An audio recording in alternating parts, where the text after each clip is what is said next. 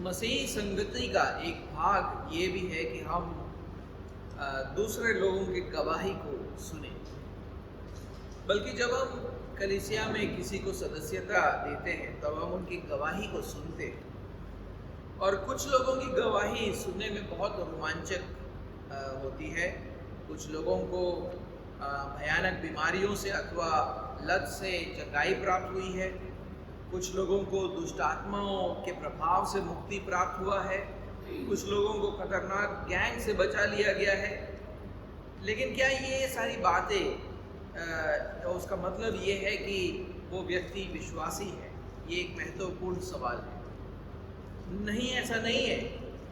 यहूदा हमें सिखाता है कि एक सच्चा विश्वासी इस बात से जाना जाता है कि वो प्रभु यीशु के साथ कैसा रिश्ता रखता है।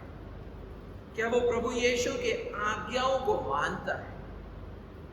तो एक गवाही में इस बात के अलावा कि यीशु ने उस व्यक्ति के लिए क्या किया, हमें ये भी जानना जरूरी है कि क्या वो व्यक्ति में कोई परिवर्तन आया है, उसके जीवन में क्या बदलाव आया है। क्या एक पापी मनुष्य धर्मी बना है? ये महत्वपूर्ण है। उस सवाल का उत्तर हमें बताएगा कि क्या वो एक सच्चा विश्वासी है या नहीं। तो आए हम यहूदा के 5वां आयत को पढ़कर आज के प्रचार को शुरू करें। 5वां आयत यूं कहता है, पर यद्यपि तुम सब बात एक बार जान चुके हो, तो भी मैं तुम्हें इस बात की सुधि दिलाना चाहता हूं कि प्रभु ने एक कुल को मिस्र देश से छुड़ाने के बाद विश्वास न लाने वालों को नष्ट कर दिया। झूठे उपदेशक जो यीशु मसीह का इनकार करते हैं, उनके बारे में बात करने के बाद यहूदा 5वें आयत से लेकर 16वें आयत के खंड में अपने पाठकों को सिखाता है कि ये झूठे उपदेशक किस प्रकार के दंड को पाएंगे यीशु मसीह से, और उसकी ये शिक्षा पुराने नियम के समयों से ली गई सीख पर आधारित है।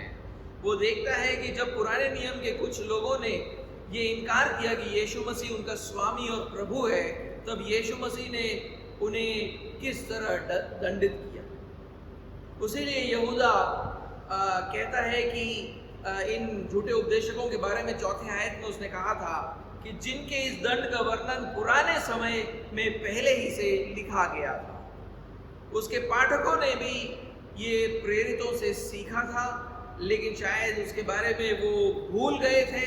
उसीलिए यहूदा उनको वापस स्मरण दिलाना चाहता है उन बातों के बारे में। उसीलिए आज हमारे आयत की शुरुआत ये बोलकर करता है कि यद्यपि तुम सब बात एक बार जान चुके हो, तो भी मैं तुम्हें इस बात की सुधि दिलाना चाहता हूं। आज के प्रचार का जो पहला बिंदु है वो ये है, अविश्वासियों ने भी प्रभु के छुटकारे के सामर्थ का अनुभव किया है। अविश्वासियों ने भी प्रभु के छुटकारे के सामर्थ का अनुभव किया है। यहूदा मिस्र से छुड़ाए गए इजरायलियों का उदाहरण यहाँ पर 5वें आयत में देता है, ये बताने के लिए कि कैसे यीशु ने उन लोगों को दंडित किया जिन्होंने इनकार किया कि वो उनका स्वामी और प्रभु। यहूदा हमारे आयत में कहता है, प्रभु ने एक कुल को मिस्र देश से छुड़ाने के बाद विश्वास न लाने वालों को नष्ट कर दिया। ये स्पष्ट है यहाँ पर प्रभु जो शब्द यहाँ पर प्रयोग हो रहा है वो यीशु मसीह के लिए इस्तेमाल किया जा रहा है। यहूदा ने ये शब्द को पहले 4th आयत में एक ही बार इस्तेमाल किया है, और वहां पर उस शब्द का इस्तेमाल यीशु मसीह के लिए हुआ है। तो इसलिए हमारे पास कोई कारण नहीं है ये बोलने के लिए कि प्रभु जो शब्द है अब वो परमेश्वर पिता के लिए इस्तेमाल हो रहा है। बहुत सारे लोग ऐसे बोलते हैं कि अब ये परमेश्वर पिता के लिए इस्तेमाल हो रहा है। ऐसा नहीं है। यहाँ पर जब वो प्रभु शब्द का इस्तेमाल करता है वो यीशु मसीह के लिए इस्तेमाल करता है। उसने एक ही बार इस्तेमाल किया, पहले वो 4th आयत में था, और वहां पर बिल्कुल स्पष्ट रीति से वो यीशु मसीह के लिए इस्तेमाल करता है। जी हाँ, यीशु मसीह अपने शारीरिक देह धारण तो बाद में हुआ, लेकिन उसका मतलब ये नहीं कि यीशु मसीह पुराने नियमों के समय में नहीं थे। वो परमेश्वर के पुत्र हैं, वो हमेशा थे, और उनकी उपस्थिति पुराने समयों में भी था, और वो उनका काम बिल्कुल सक्रिय था अपने लोगों के बीच में। तो यहूदा कहता है प्रभु यीशु ने एक कुल को मिस्र देश से छुड़ाया। और फिर वो आगे कहता है कि उसके बाद उसने उनका नाश कर दिया क्योंकि उन्होंने विश्वास नहीं किया, उन्होंने प्रभु यीशु पर विश्वास नहीं किया। निर्गमन की जो पीढ़ी थी वो एक अविश्वासी पीढ़ी थी। लेकिन दिलचस्प बात यह है कि उन्होंने फिर भी अपने जीवन में यीशु के छुटकारे के सामर्थ का अनुभव किया। प्रभु यीशु लंबे समय तक उनके प्रति दयालु बना रहा। प्रभु यीशु ने लंबे समय तक उनके अविश्वास का प्रतिफल उन्हें दिया नहीं।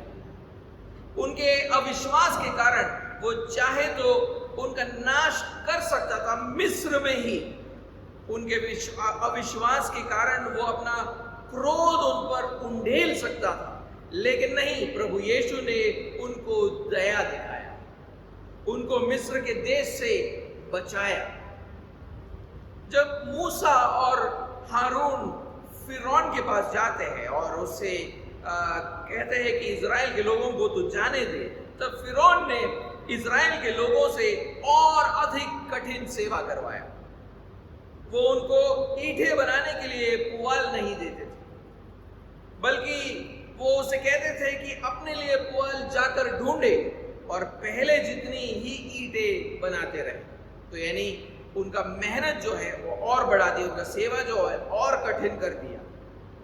इसलिए जब ऐसा हुआ, प्रभु यीशु ने देखा कि क्या हुआ। प्रभु यीशु मूसा के द्वारा इजराइल के लोगों से बात करता है। उन्होंने प्रतिज्ञा की उनसे कि वो उन्हें मिस्र देश से छुड़ाएगा और उनको उस देश में बसाएगा जिसकी प्रतिज्ञा उसने अब उनके पुरखों से की थी। लेकिन इन लोगों ने शुरुआत से ही उस पर विश्वास नहीं किया था। आप मेरे साथ निर्गमन के 6वें अध्याय को पढ़ें। निर्गमन का 6वां अध्याय और उसके 6वें आयत से 9वें आयत को पढ़ें। निर्गमन 6 और उसका 6 से 9। इस कारण तो इजराइलियों से कहे, या अब यहाँ पर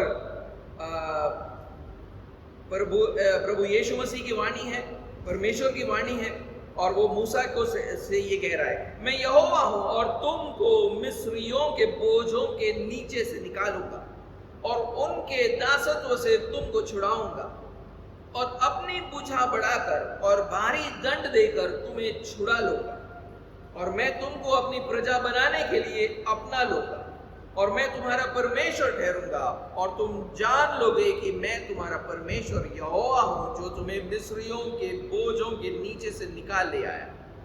और जिस देश के देने के शपथ में मैंने अब्राहम, इसहाक और याकूब से खाई थी, उसी में मैं तुम्हें पहुंचाकर उसे तुम्हारा भाग कर दूंगा। मैं तो यहोवा हूं। ये बातें मूसा ने इजराइलियों को सुनाई, परंतु उन्होंने मन की बेचैनी और दासत्व की क्रूरता के कारण उसकी ना सुनी।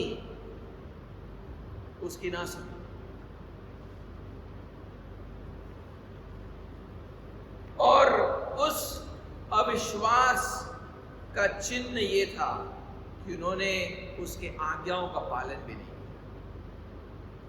इसलिए प्रभु यीशु ने यहेजकेल भविष्यवक्ता के द्वारा मिस्र में रहने वाले इजराइल के लोगों के बारे में देखो क्या कहता है।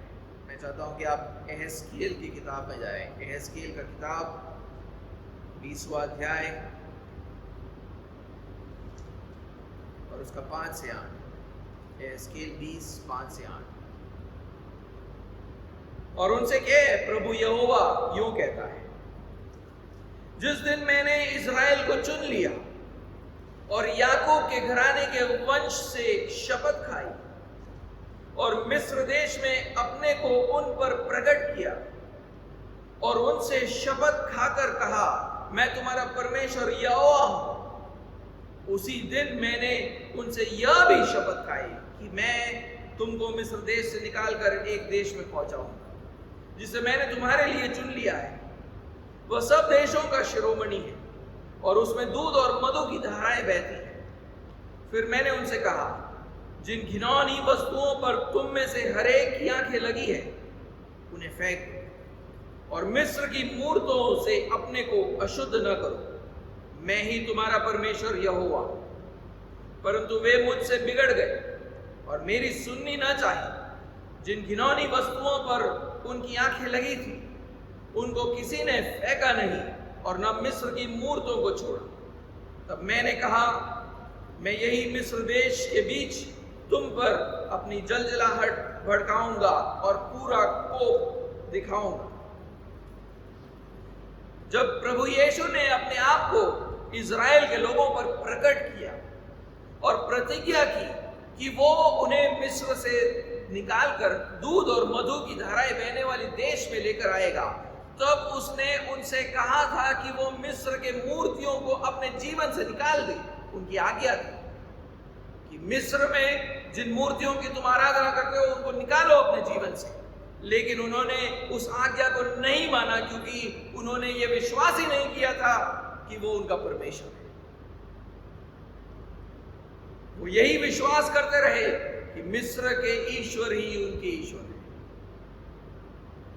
और उस अविश्वास के कारण तब प्रभु यीशु ने यह सोचा कि वो अपना क्रोध उन पर भड़काएगा और उनका नाश कर देगा, लेकिन अपने ही नाम के निमित्त उन्होंने ऐसा नहीं किया।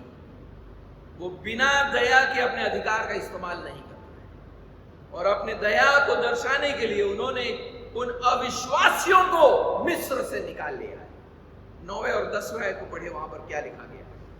लिखा है, तो भी मैंने अपने नाम के निमित्त ऐसा किया कि जिनके बीच वे थे और जिनके देखते हुए मैंने उनको मिस्र देश से निकलने के लिए अपने को उन पर प्रकट किया था, उन जातियों के सामने वे अपवित्र न ठहरे। मैं उनको मिस्र देश से निकालकर जंगल में ले आया। उसीलिए यहूदा हमारे आयत में कहता है, प्रभु ने एक अविश्वासी कुल को मिस्र देश से छुड़ाया। यहूदा मिस्र देश में रहने वाले इजरायलियों का उदाहरण यहां पर क्यों लेता है? क्योंकि ये लोग वो लोग हैं जिन्होंने अपने जीवन के परिस्थितियों में यीशु के छुटकारे के सामर्थ का अनुभव किया। उन्होंने मिस्र में यीशु के चिन्ह, चमत्कार और अद्भुत कामों को देखा था।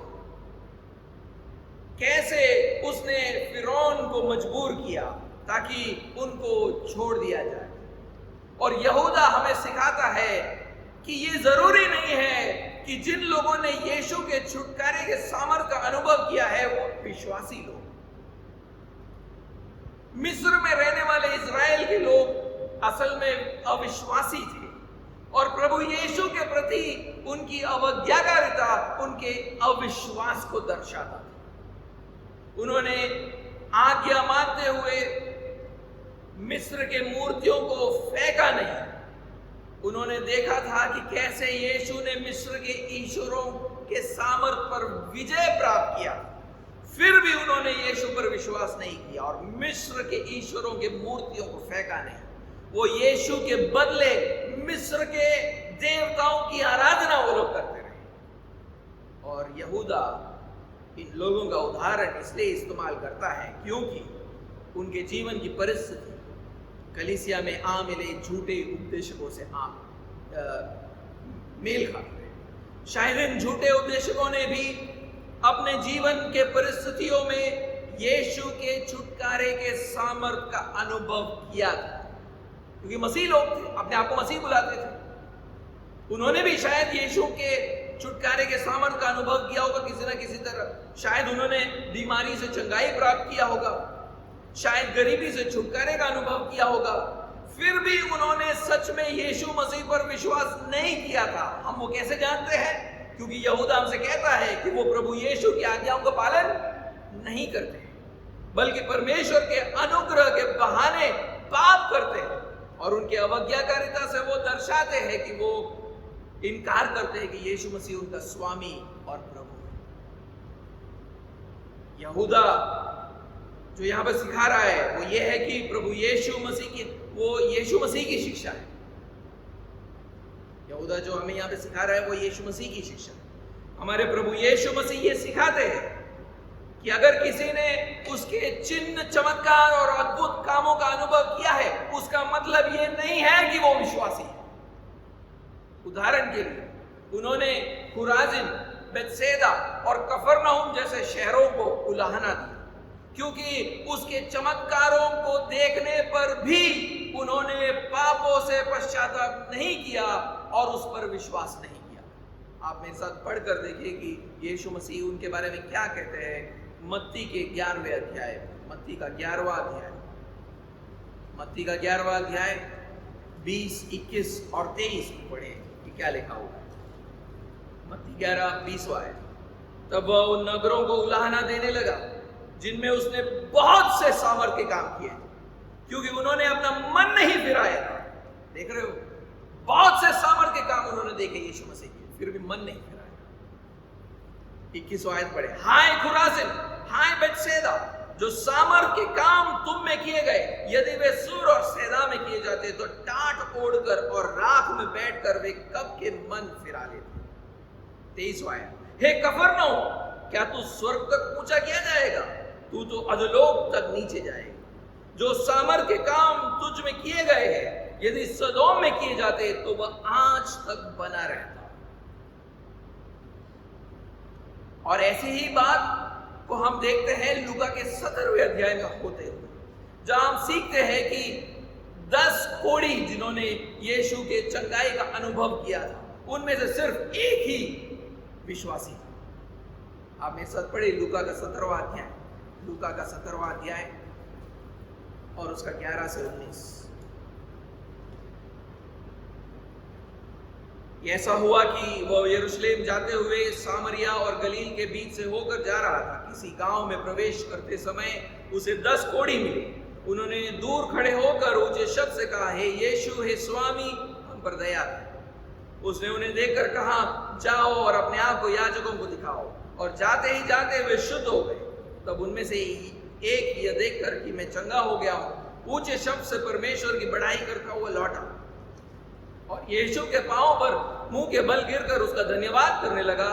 और वह सामरी था। इस पर यीशु ने कहा, क्या 10 शुद्ध ना हुए? तो फिर वे 9 कहाँ हैं? क्या इस परदेसी को छोड़ कोई और ना निकला जो परमेश्वर की बड़ाई करता? तब उसने उससे कहा, उठकर चला जा, तेरे विश्वास ने तुझे चंगा किया है। अब 19वें आयत में यीशु ने जो आखिरी घोषणा वहां पर की है, वही उस खंड का सबसे मुख्य संदेश है। वो धन्यवादी सामरी से कहता है, तेरे विश्वास ने तुझे चंगा किया है। उसके विश्वास के कारण वो चंगा हुआ था। बाकी के 9 कोढ़ी अपने विश्वास के कारण चंगे नहीं हुए थे, क्योंकि अगर उन्होंने प्रभु यीशु पर विश्वास किया होता तो वो क्या करते? वो लौट कर आते, यीशु के पांव पर मुंह के बल गिरकर उसका धन्यवाद देते। उन्होंने नहीं किया ऐसा। वो यीशु मसीह को क्या बुलाते थे? स्वामी तो बुलाया, लेकिन सच में उस पर विश्वास नहीं करते थे। इसलिए वो लोग नहीं लौटे और उसके पांव पर गिरकर उन्होंने उसका धन्यवाद नहीं। तो मेरा जो आज का पहला बिंदु यह है कि क्योंकि किसी ने अपने जीवन में यीशु के छुटकारे का सामर्थ का अनुभव किया है, उसका मतलब यह नहीं है कि वो एक व्यक्ति विश्वासी है। सिर्फ इसलिए कि यीशु ने उसको बीमारी से चंगाई दी, सिर्फ इसलिए कि यीशु ने उसको एग्जाम क्लियर करने में मदद किया, सिर्फ इसलिए कि यीशु ने उसको नौकरी दिलाई, सिर्फ इसलिए कि यीशु ने उसको दुश्मनों से बचाया, उसका मतलब यह नहीं है कि वो व्यक्ति विश्वासी है। क्या वो एक विश्वासी है या नहीं, वो इस बात से दिखेगा कि उसने अपने जीवन में यीशु के छुटकारे के सामर्थ को देखकर कैसी प्रतिक्रिया की। एक चीज जो यहां पर हम सीखते हैं वो ये है कि एक विश्वासी धन्यवाद के साथ यीशु की आराधना करेगा, उन बातों के लिए जो यीशु ने उसके जीवन में किया है। क्या आपने वो सामरी मनुष्य को देखा? क्या आप उस सामरी व्यक्ति की तरह यीशु की आराधना करते हैं? क्या आपने देखा कि उस सामरी ने क्या किया जब उसने ये देखा कि वो चंगा हो गया? वो ऊंचे शब्द से परमेश्वर की बड़ाई करते हुए लौटे। जब विश्वासी लोग यीशु के छुटकारे के सामर्थ का अनुभव करते हैं, तब वो ऊंचे शब्द से परमेश्वर की बड़ाई करते हैं। जब मैं वहां पर खड़ा रहता हूं, साधारण रीति से मुझे एक ही ऊंचा शब्द सुनाई देता है, और वो ऊंचा शब्द भाई प्रदीप का होता है। उनके अलावा यहां पर अधिकतर लोग गीतों को सिर्फ बुदबुदाते हैं, ऊंचे शब्द से कोई नहीं गाना गाता।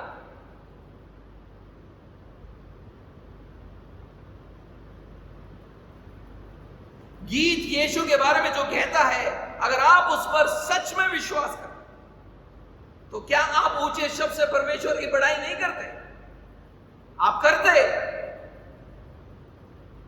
तो क्या आप यीशु के लिए गीत गाते अथवा यीशु की स्तुति करते? कितनी बार आप लोगों ने अपने आवाज को खो दिया है? कभी आपने खोया है अपने आवाज को?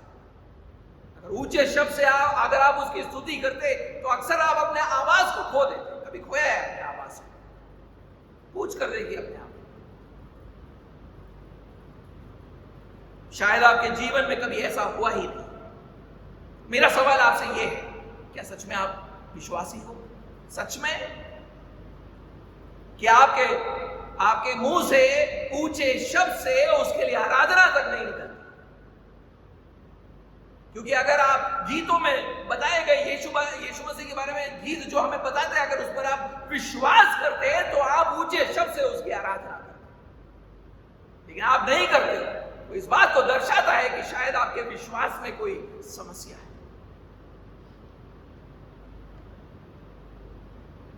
सामरी यीशु के पांव पर गिरा और उसे धन्यवाद दिया। जब विश्वासी यीशु के छुटकारे के सामर्थ का अनुभव करते, तब वो धन्यवाद सिर्फ अपने ऊंचे शब्द से ही नहीं करते, लेकिन अपने पूरे शरीर से वो उसकी आराधना करते हैं। यहां पर अधिकतर लोग यीशु के स्तुति में अपने हाथों को भी नहीं उठाते हैं, ताली भी नहीं बजाते हैं। आप एक मरे हुए व्यक्ति की तरह आप यहां पर खड़े रहते हो, या फिर अपने हाथों को जोड़कर ऐसे खड़े रहते हो आराधना के समय में, अथवा आगे की कुर्सी को पकड़े थामे रहते हो, लेकिन हाथ नहीं उठता, अथवा अपने हाथों को अपने पॉकेट में डालकर खड़े रहते हो, लेकिन कभी भी यीशु के स्तुति के लिए अपने हाथों को नहीं उठाते। गीत गाने में आपका जो उदासीन तरीका है, वो इस बात को बताता है कि गीत जो यीशु के बारे में कहता है, उस पर आप विश्वास नहीं करते। तो आपका जीवन इस बात को दर्शाएगा कि आप सच में यीशु पर विश्वास करते हो या नहीं। और यीशु के छुटकारे के सामर्थ के प्रति एक विश्वासी का सबसे महत्वपूर्ण प्रतिक्रिया जो होता है, वो है आज्ञाकारिता। जो सच में यीशु मसीह पर विश्वास करते हैं, वो उसकी आज्ञाओं को बड़े गंभीरता से लेते हैं। वो हर आज्ञा के पालन का प्रयास करते हैं। और यहूदा के संदर्भ में जो झूठे मसीह थे, वो ऐसा बिल्कुल नहीं करते। इसीलिए यहूदा अपने पाठकों से कहता है, इन लोगों की गवाही से प्रभावित मत होना। वो शायद कहेंगे कि देखो यीशु ने मेरे जीवन में क्या किया, देखो मेरे यीशु ने मेरे जीवन में ये किया और वो किया। वो शायद बोलेंगे देखो यीशु मेरे सेवकाई के द्वारा ऐसा करता है और वैसा करता है। लेकिन प्रभु यीशु के प्रति उनकी जो अवज्ञाकारिता है, वो इस बात को दर्शाता है कि वो सच में उसके प्रभुत्व पर विश्वास नहीं करते। यहूदा कहता है, निर्गमन की पीढ़ी भी ऐसी ही थी। यीशु ने उनके जीवन में बहुत सारे अद्भुत कामों को किया था, चिन्ह चमत्कार और अद्भुत कामों के द्वारा उनको मिस्र के देश से छुड़ाया था। लेकिन वो प्रभु यीशु पर विश्वास नहीं करते थे, क्योंकि उन्होंने अगर विश्वास किया होता तो मिस्र के मूर्तियों को फेंक देते और बाकी का जीवन प्रभु पर विश्वास करते। झूठे मसीह आपको यीशु के चिन्ह चमत्कारों और अद्भुत कामों के बारे में बता कर आपको प्रभावित करने का प्रयास करेंगे, लेकिन उनका कपट उनकी अवज्ञाकारिता से स्पष्ट हो जाता है। आपकी नजर इस बात पर होनी चाहिए कि वो यीशु का कितना आज्ञा पालन करते हैं। आज का दूसरा बिंदु, आखिर में प्रभु हर अविश्वासी का नष्ट कर देगा। आखिर में प्रभु हर अविश्वासी को नष्ट कर देगा। जिन इस्राएलियों को मिस्र देश से छुड़ाया गया, उन्होंने लगातार फिर प्रभु यीशु के विरुद्ध बलवा किया। उन्होंने यह विश्वास नहीं किया कि यीशु प्रभु है, और वो स्पष्ट होता है जंगल में उनके पापमय जीवन को देखकर। प्रेरित पौलुस उसके बारे में बताता है हमें। पहले कुरिन्थियों के 10वें अध्याय 7 से लेकर 11 में हम एक बार उसको पढ़ें। पहले कुरिन्थियों का 10वां अध्याय,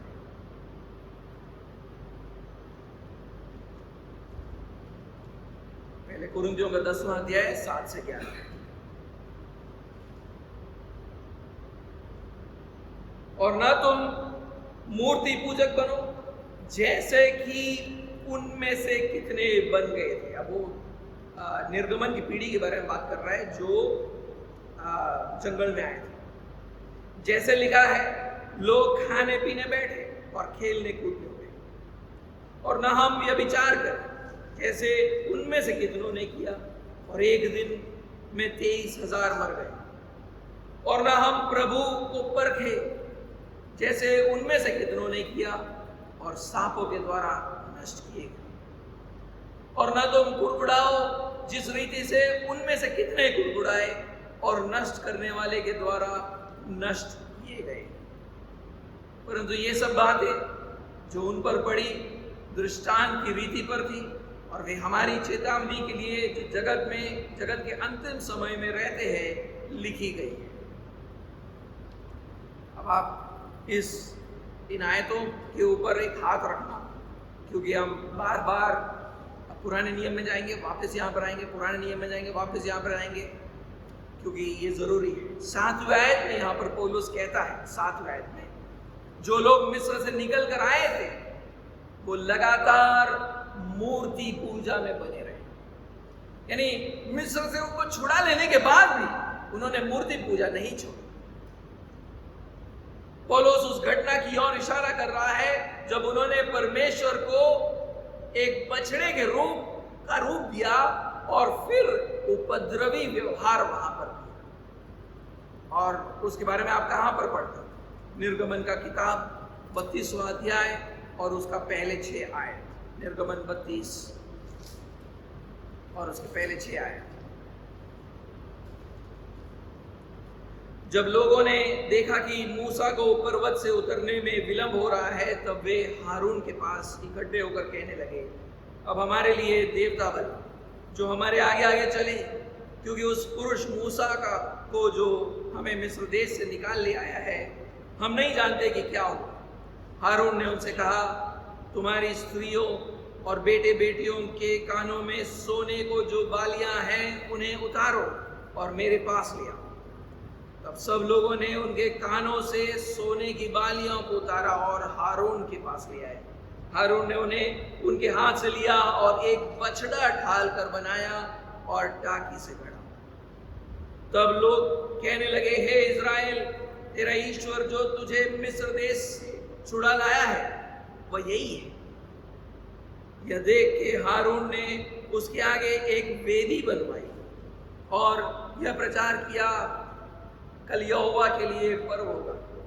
और दूसरे दिन लोगों ने भोर उठकर होम बलि चढ़ाए और मेल बलि ले आए, फिर बैठकर खाया पिया और उठकर खेलने लगे। इसके बारे में वहां पर पौलुस बात कर रहा है।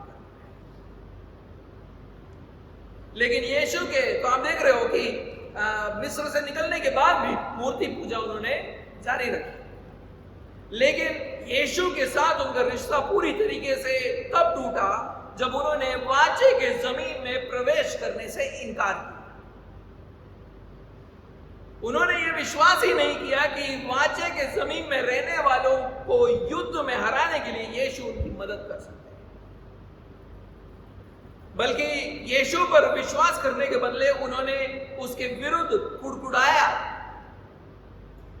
और उसके बारे में पौलुस पहले कुरिन्थियों के 10वें अध्याय के 10वें आयत में वहां पर लिखता है।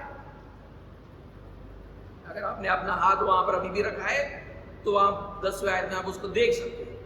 लेकिन आए हम गिनतियों की किताब 14वें अध्याय में जाए। गिनतियों का किताब 14वां अध्याय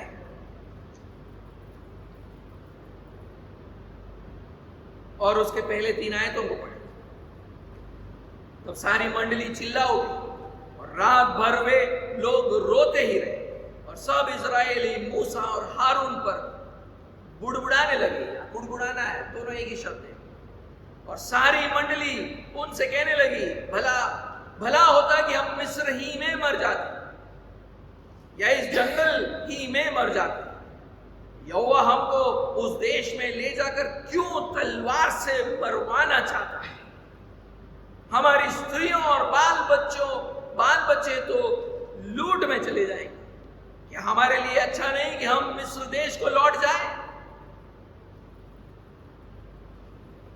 प्रभु के विरुद्ध उनका कुड़कुड़ाना इस बात का इशारा था कि वो उस पर विश्वास नहीं करते थे। उनका भरोसा नहीं था कि वो उनको वाचे का जमीन दिला सकता है। उसे लिए प्रभु फिर मूसा से देखो क्या कहता है 11वें आयत में। तो यहोवा ने मूसा से कहा, वे लोग कब तक मेरा तिरस्कार करते रहेंगे और मेरे सब आश्चर्य कर्म देखने पर भी कब तक मुझ पर विश्वास न करेंगे? फिर प्रभु मूसा से कहता है कि जितने भी लोग मिस्र से निकलकर आए थे और जिनकी आयु 20 या उससे अधिक थी,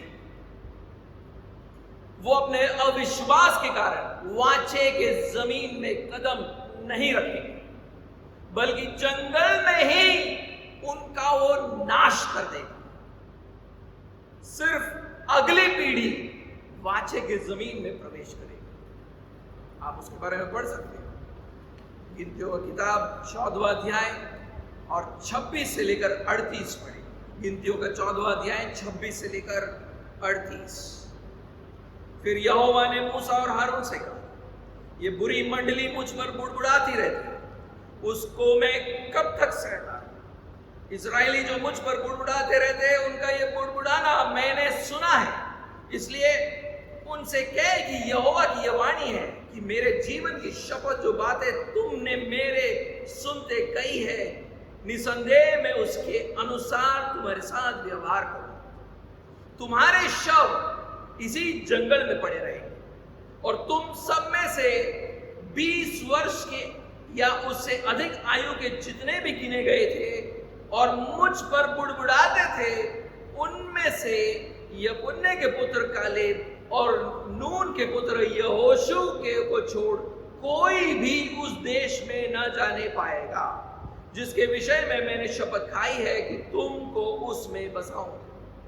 परंतु तुम्हारे बाल बच्चे जिनके विषय में तुमने कहा था कि वे लूट में चले जाएंगे, उनको मैं उस देश में पहुंचा दूंगा और वे उस देश को जान लेंगे जिसको तुमने तुच्छ जाना है। परंतु तुम लोगों के शव इसी जंगल में पड़े रहेंगे और जब तक तुम्हारे शव जंगल में न गल जाए तब तक, अर्थात 40 वर्ष तक तुम्हारे बाल बच्चे जंगल में तुम्हारे व्यभिचार का फल भोगते हुए चरवाही करते रहे। जितने दिन तुम उस देश का भेद लेते रहे, अर्थात 40 दिन, उनकी गिनती के अनुसार दिन पीछे 1 वर्ष, अर्थात 40 वर्ष तक तुम अपने अधर्म का दंड उठाए रहोगे।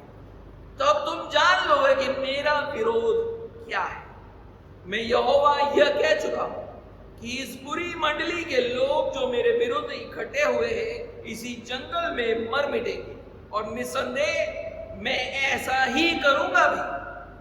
तब जिन पुरुषों को मूसा ने उस देश का भेद लेने के लिए भेजा था और उन्होंने लौट कर उस देश की नामधराई करके सारी मंडली को कुड़कुड़ाने के लिए उभारा था, उस देश के कि वे नामधराई करने वाले पुरुष यहोवा के मारने से उसके सामने मर गए।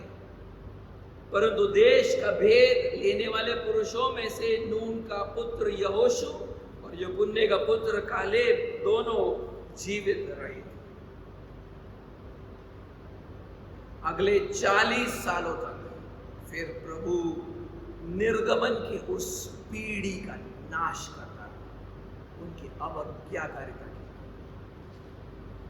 पहले कुरिन्थियों के 10वें अध्याय और 9वें आयत पौलुस बताता है कि कैसे उन्होंने प्रभु को परखा, जिसके कारण प्रभु ने उनके बीच में सांपों को भेजकर उनका नष्ट कर दिया।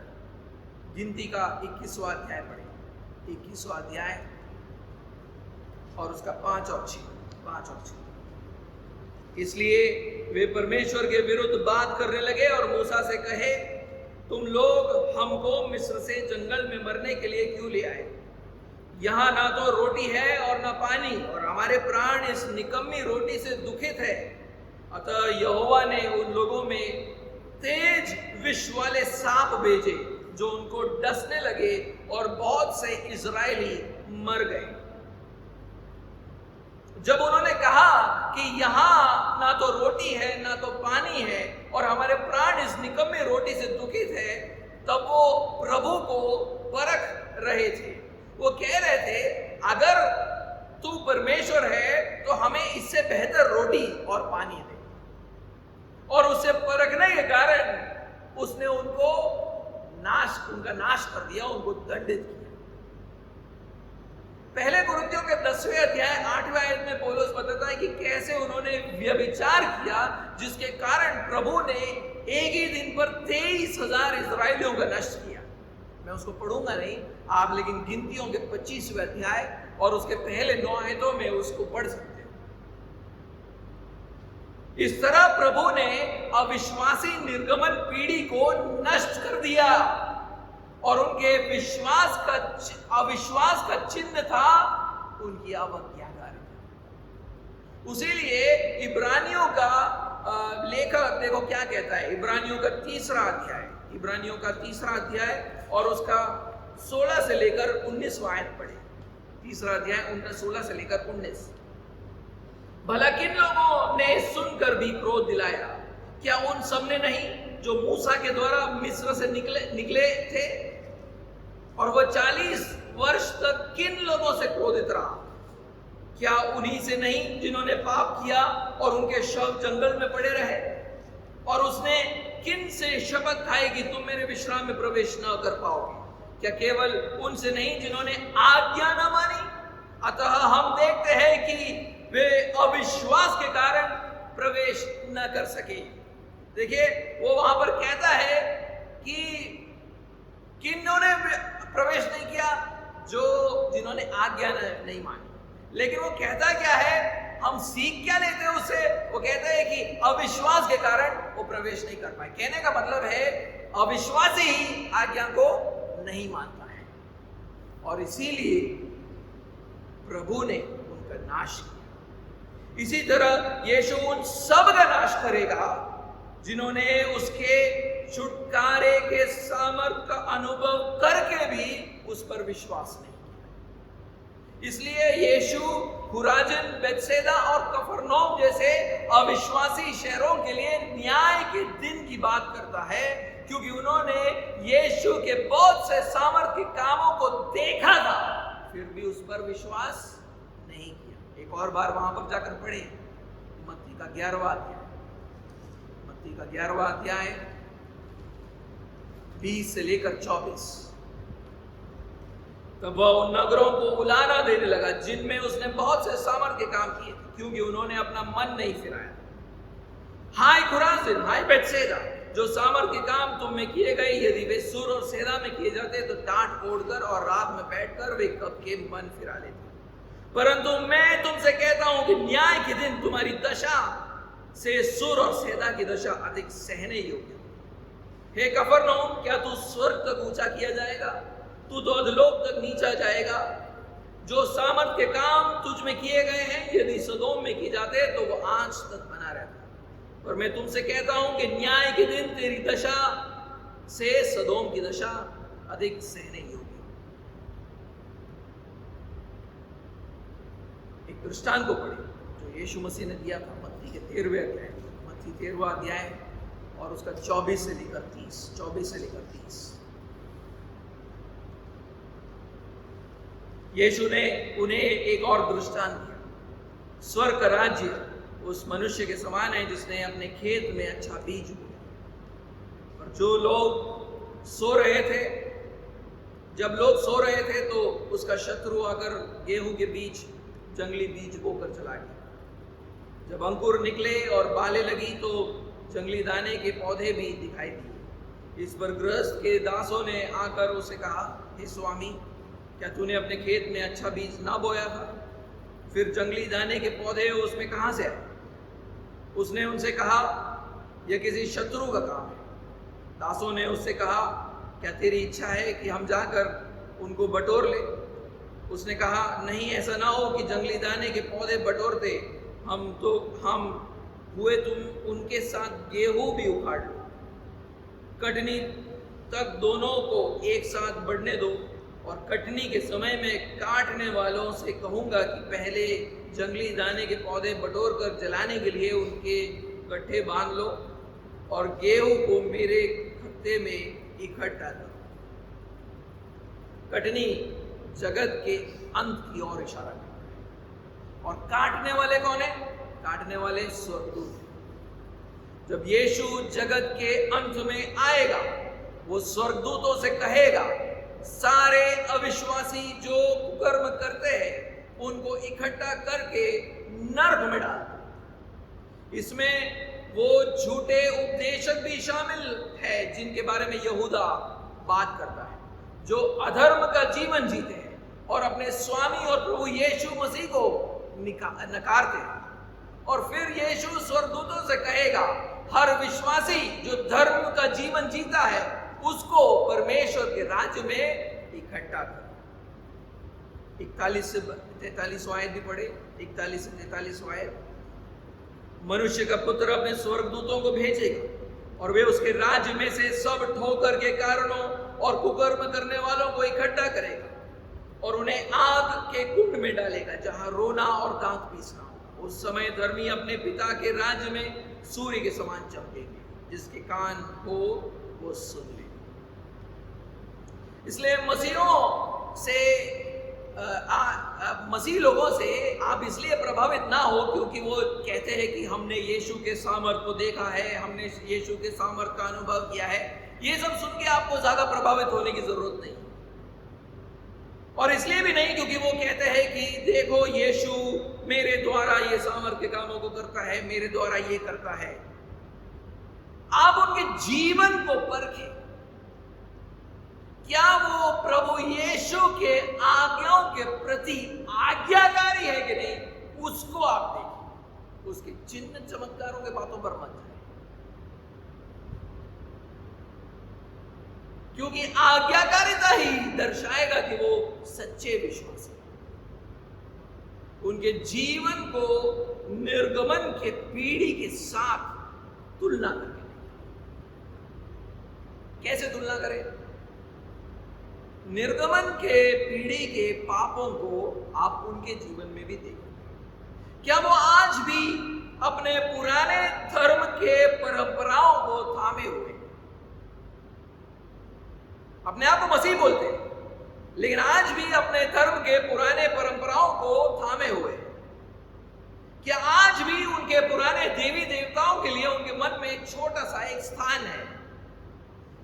क्या आज भी वो छुपके से अपने पुराने देवी देवताओं के मूर्तियों और फोटोज को अपने पॉकेट में रखते हैं, अपने किताब में रखते हैं? क्या आज भी वो अपने पुराने रीति रिवाजों में शामिल होते हैं? अगर ऐसा है, शायद ये अविश्वासी है, झूठे मसीह है, जो कलीसिया में आ मिल गए हैं। क्या वो प्रभु के विरुद्ध कुड़कुड़ाते हैं जब वो अपने जीवन में दुख उठाते हैं? निर्गमन की पीढ़ी, अरे मसीह जीवन कितना मुश्किल है, कितना कठिन है, मैं अपने कुटुंबी जनों और दोस्तों के सताव को नहीं सह सकती हूं। अरे कुछ मसीहों को हैंडल करना बहुत मुश्किल है, कलीसिया में मेरा काफी समय चला जाता है, काफी बल चला जाता है।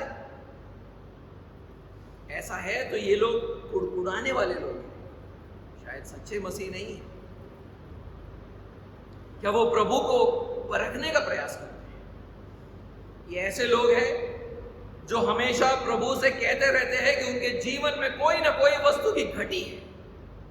प्रभु तेरे पीछे चला, लेकिन मेरे जीवन में तो घटी ही घटी है। प्रभु को परखने का प्रयास कर रहे हैं, उनसे कहने का प्रयास कर रहे हैं कि तू मुझे ये दे दे तो मैं तुझ पर विश्वास करता रहूं। देखो तेरे पीछे चलते चलते मैंने अपना फैमिली खो दिया, मेरे जो धन दौलत है वो छूट गया। अब तू मुझे एक अच्छा लाइफ पार्टनर दे दे, मुझे एक अच्छी नौकरी दे दे, मुझे एक अच्छा घर दे दे, मुझे एक अच्छी गाड़ी दे दे, मुझे प्रमोशन दे दे, मेरे बच्चों के लिए अच्छा स्कूल दे दे, फिर मैं तेरे ऊपर विश्वास करता रहूं। झूठे मसीह, झूठे मसीह। प्रभु को इस तरह परख कर वो लगातार पाप करते रहते हैं। क्या वो व्यभिचार का जीवन जीते हैं? क्या लिव इन रिलेशनशिप्स में है? क्या शादी से पहले शारीरिक संबंध बनाते हैं? क्या एक्स्ट्रा मैरिटल अफेयर्स करते हैं? समलैंगिक संबंधों में मिलते हैं या समलैंगिक संबंधों को स्वीकारते हैं? मसीह नहीं है, ऐसे लोग मसीह नहीं हो सकते। ऐसे नाम के वास्ते मसीहों से आप बचें। अगर आप उनके पथ पर चलोगे तो प्रभु यीशु अपने दूसरे आगमन पर उनको भी और आपको भी नाश कर देंगे। आप परमेश्वर के राज्य के भाग नहीं हो। तो ऐसे लोगों से बचे जो अपने आप को मसीह बताते हैं और अवज्ञाकारी जीवन जीते।